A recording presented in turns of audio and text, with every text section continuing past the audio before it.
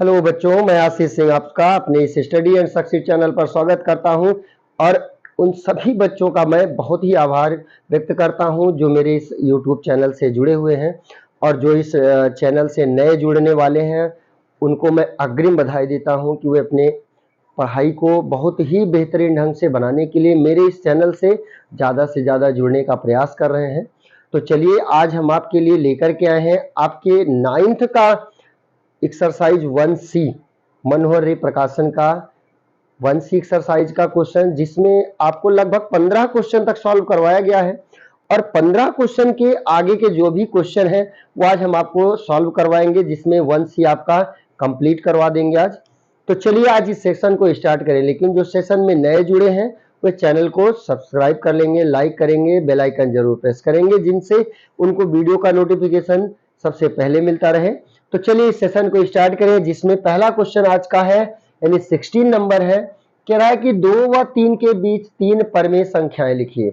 अब हम आपको परमेय संख्याओं को निकालने का तरीका भी बताए हैं। तो परमेय संख्या कैसे निकालते हैं? अब अगर दो संख्याओं के बीच की परमेय संख्या निकालनी हो तो हम क्या करते हैं कि दोनों संख्याओं को जोड़कर 2 से भाग कर लेते हैं।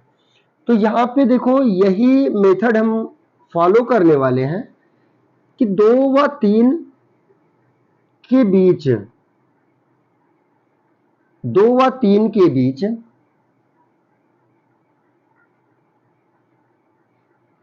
पहली परमेय संख्या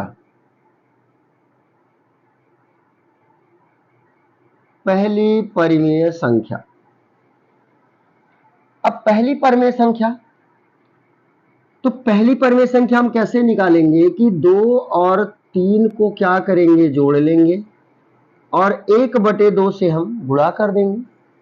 तो देखो क्या मिलता है कि 3 और 2 जोड़ते हैं तो 5 गुणे में 1/2 और इनका जब गुणा कर देते हैं तो आ जाता है बच्चों 5/2, जो पहली परमेय संख्या हो गई, है ना।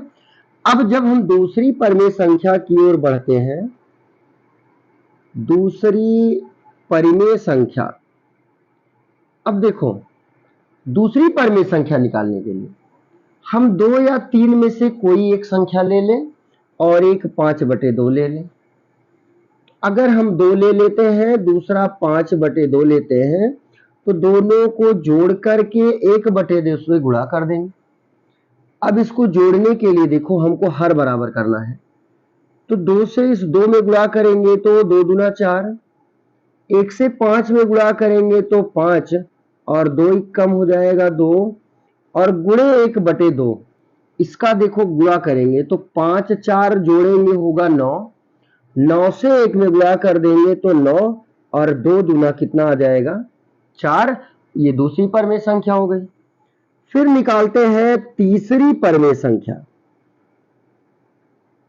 अब तीसरी परमेय संख्या को चाहे तो हम 3 और 5/2 के बीच का निकालें, 5/2 9/4 के बीच का निकालें, या 9/4 के साथ 2 या 3 को लेकर के निकालें। तो हमको लगता है कि बेहतर तो 3 और 5/2 है कि इन दोनों को जोड़ करके 1/2 से हम गुणा कर दें। अब इनको जोड़ने के लिए हर बराबर करेंगे तो पहले गुणा 2 तिया 6 होगा और 1 से जब 5 में गुणा करते हैं तो 5 और 2 कम होगा 2 और इनका गुणा होगा 1/2 से, तो 6 5 11 से 1 में जब गुणा करेंगे तो 11 आएगा और 2 दूना हो जाएगा 4 और ये हो जाएगा तीसरी परमेय संख्या। अब आएंगे अगले क्वेश्चन पर, क्वेश्चन नंबर 17 पर, तो इसका स्क्रीनशॉट ले लेंगे। अब क्वेश्चन नंबर 3 पर आपको चलते हैं, जिसमें प्रूव करना है कि √2 या परमेय संख्या नहीं है, तो सिद्ध करिए कि 2 + √2 भी परमेय संख्या नहीं है। अच्छा, अब ये मान ले, हम थोड़ा सा विपरीत मानते हैं कि माना जिसको प्रूव करना है कि 2 + √2 क्या है, परमेय संख्या है। क्या है? परमेय संख्या है। अच्छा, क्यों माना गया? क्योंकि यहाँ पे जो हमको प्रूव करना है वो ये करना कि ये परमेय संख्या नहीं है। अगर हम इसको मान लें कि ये एक परमेय संख्या है, और अगर ये परमेय संख्या है तो हम इसको ये भी दिखाएंगे कि जो हम यहाँ पे अज्यूम किए हैं, जो माना गया है, वो असत्य है। और अगर ये असत्य है तो हमारा मानना जब असत्य हो गया तो इसका मतलब अगर इसको परमेय माने हैं तो वो परमेय नहीं हुआ, उसका विपरीत बनेगा। तो इसके लिए हम यहाँ पे मान लेते हैं कि 2 + √2 क्या है? परमेय संख्या है। अगर ये परमेय संख्या है तो परमेय संख्याओं को P/Q के बराबर लिखा जाता है, जिसको P/Q के रूप में लिख सकते हैं, जहां पे P व Q क्या है? पूर्णांक है। अब अगर हम √2 का मान निकालें तो 2 का पक्षांतर कर दें तो 2 देखो यहाँ पे बच्चों क्या है? प्लस में है, इधर आके बन जाएगा माइनस में। ये हो गया P/Q -2। अब देखेंगे, क्योंकि P व Q क्या है? पूर्णांक है, और अगर दोनों पूर्णांक हैं तो P/Q परमेय संख्या है, और अगर P/Q परमेय संख्या है तो उसमें से 2 घटाएं तो 2 तो परमेय संख्या है। तो परमेय संख्या में से कोई परमेय संख्या घटाएं तो उसका अंतर भी परमेय होगा। इसलिए P/Q -2 क्या होगा? परमेय संख्या है। और अगर ये परमेय संख्या है तो ध्यान देंगे कि बीच में लगा बराबर, और बराबर होने का मतलब ये अगर परमेय है तो ये भी परमेय संख्या है। एक परमेय संख्या ही दूसरी परमेय संख्या के बराबर हो सकती है, इसलिए √2 भी क्या होगा? परिमेय संख्या होगा, भी परमेय संख्या है। अब अगर ये भी परमेय है तो क्वेश्चन के हिसाब से क्या बोला है? किंतु ज्ञात है हमें कि √2 परमेय संख्या नहीं है।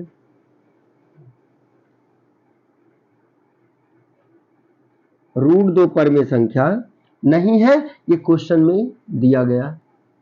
अगर ये परमेय संख्या नहीं है और हम जब प्रूव किए तो वहां पे हमको क्या मिला कि ये परमेय है, तभी तो बराबर आया।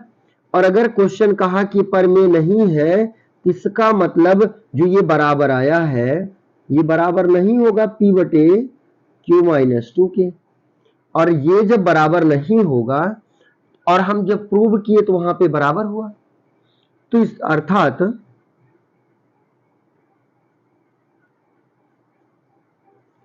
हमारी जो परिकल्पना है, हमारी परिकल्पना विरोधाभास है, या कहें कि असत्य है। और अगर हमारी परिकल्पना असत्य है तो जब यहाँ पे हम माने कि परमेय संख्या है तो ये परमेय संख्या नहीं है, इसलिए 2 + √2 परमेय संख्या नहीं है।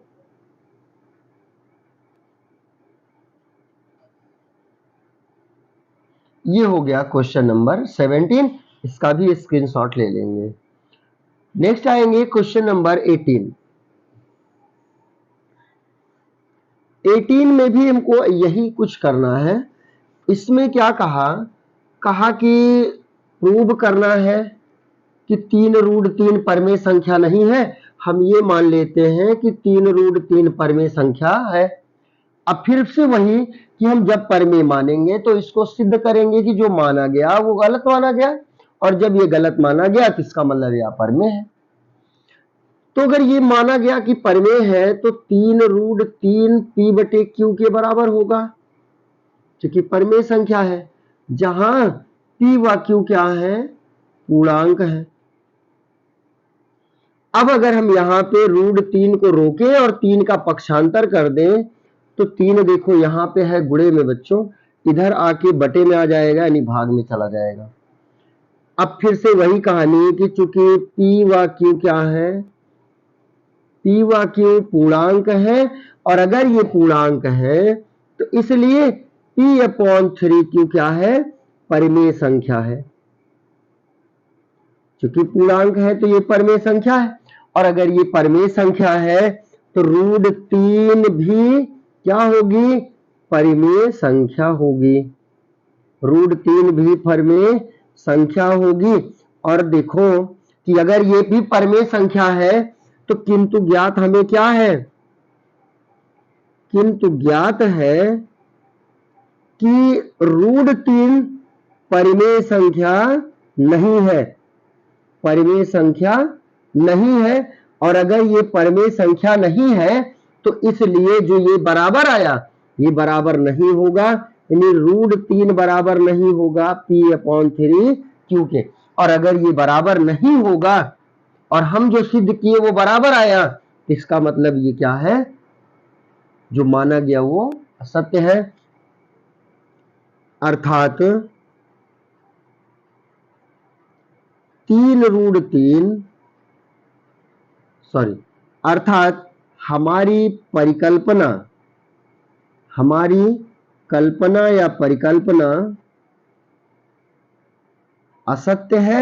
और अगर हमारी कल्पना असत्य है इसलिए 3√3 परिमेय संख्या नहीं है, परिमेय संख्या नहीं है। क्वेश्चन नंबर 19 पे बढ़ेंगे। 19 नंबर कह रहा है कि -1 और +1, -1 तथा +1 के बीच दो परिमेय संख्या लिखिए। सिंपल सा क्वेश्चन है। -1 व +1 के बीच पहली परिमेय संख्या,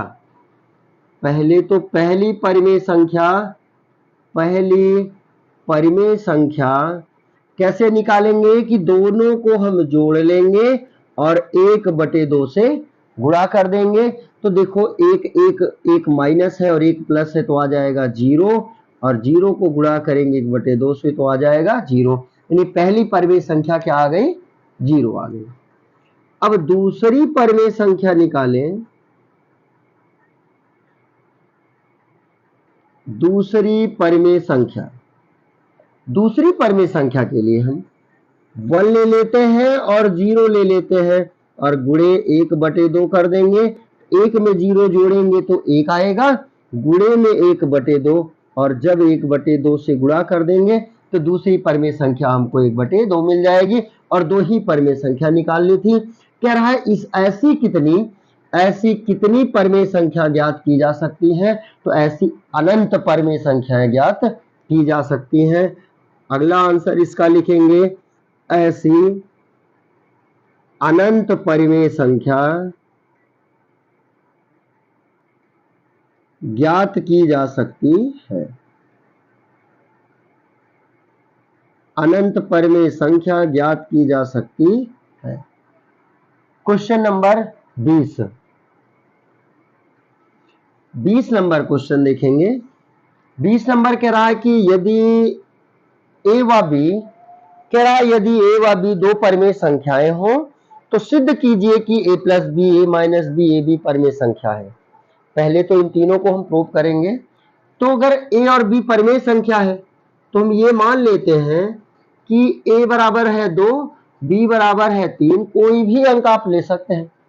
पहला दिखाएंगे कि a + b, a का मान 2, b का मान 3, 3 और 2 जोड़ेंगे तो 5, तो 5 देखो क्या है? परिमेय संख्या है, इसलिए a + b क्या हो जाएगी? परिमेय संख्या हो जाएगी। अगला है a - b, तो 2 - 3 करेंगे और 2 में से 3 जब घटाएंगे तो आएगा -1, और -1 भी परिमेय है, इसलिए a - b क्या हो जाएगा? एक परिमेय संख्या हो जाएगी। तीसरा है a × b, तो a का वैल्यू है 2 और b का वैल्यू है 3, और जब इनका हम गुणा करते हैं तो 2 तिया हो जाएगा 6, और 6 क्या है? एक परिमेय संख्या है, इसलिए a + b भी क्या बन गई? परिमेय संख्या हो गई। अब आगे कह रहा है कि यदि b का मान 0 के बराबर ना हो तो सिद्ध करो कि a/b भी परिमेय संख्या है। तो अगर a/b रखते हैं, a का मान देखो 2, b का मान केवल कहा कि 0 ना हो बस, तो यहाँ पे तो 3 है और 2/3 क्या है? परिमेय है, इसलिए a/b भी क्या है, परिमेय संख्या है। और लास्ट, इस सेशन का लास्ट क्वेश्चन आज देखेंगे। अब 21 नंबर क्वेश्चन, 21 नंबर है जो आपके इस एक्सरसाइज का भी लास्ट क्वेश्चन है।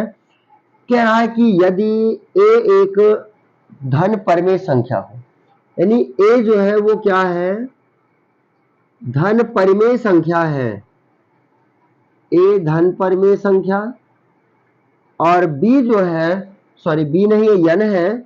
कह रहा है कि यन जो है वो धन पूर्णांक है लेकिन एक से बड़ा है।